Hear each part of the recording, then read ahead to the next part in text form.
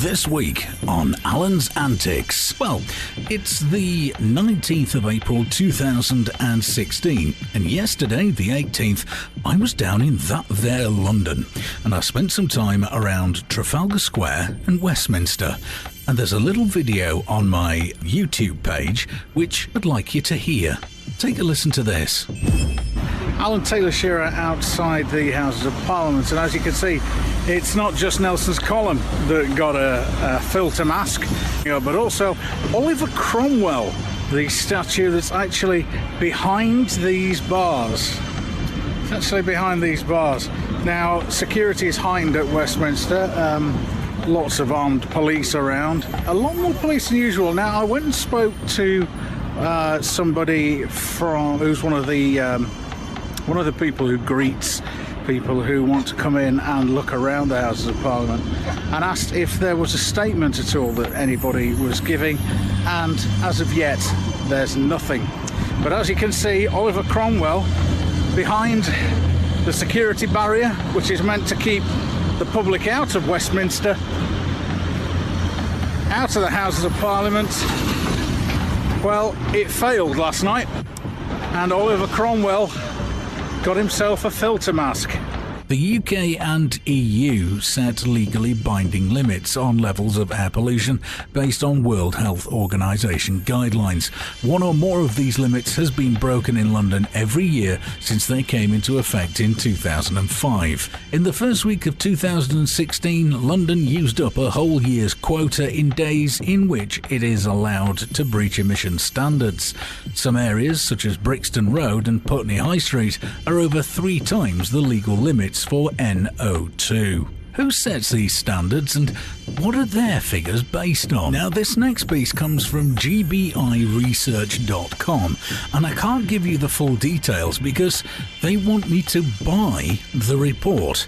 It's a PDF, it's there, it's available for you if you would like to buy the report for yourself to read, but I'm going to give you some key highlights and a description which I think is rather troubling.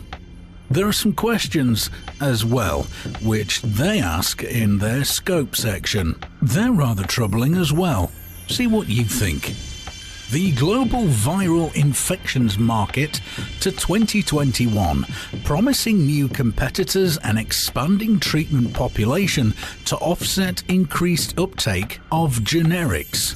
Viruses are infectious particles comprising a nucleic acid core consisting of either DNA or RNA and a protein coat known as a capsid.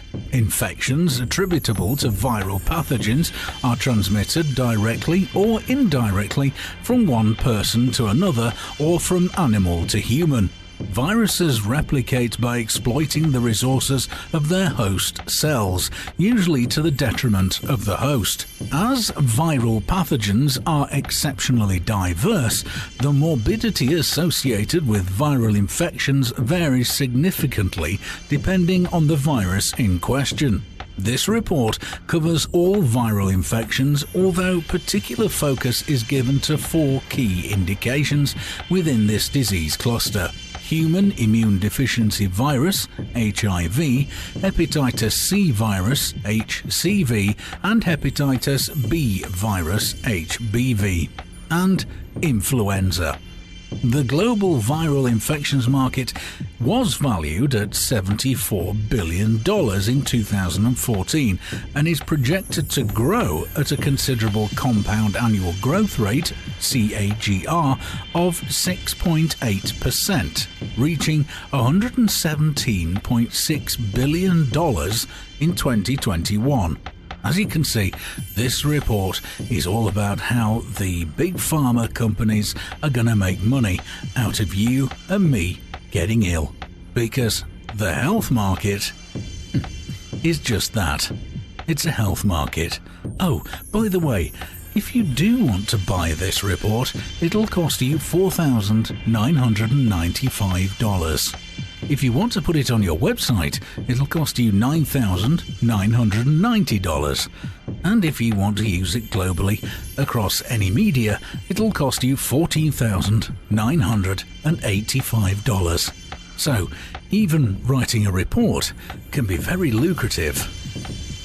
The health service is no longer a service. It's a health market, and you are the product and the resource. Now, this next story is from the Daily Mail, and this is almost as bad as that piece of video footage you can find on YouTube of Angela Merkel ripping a German flag out of the hand of a child and throwing it off stage.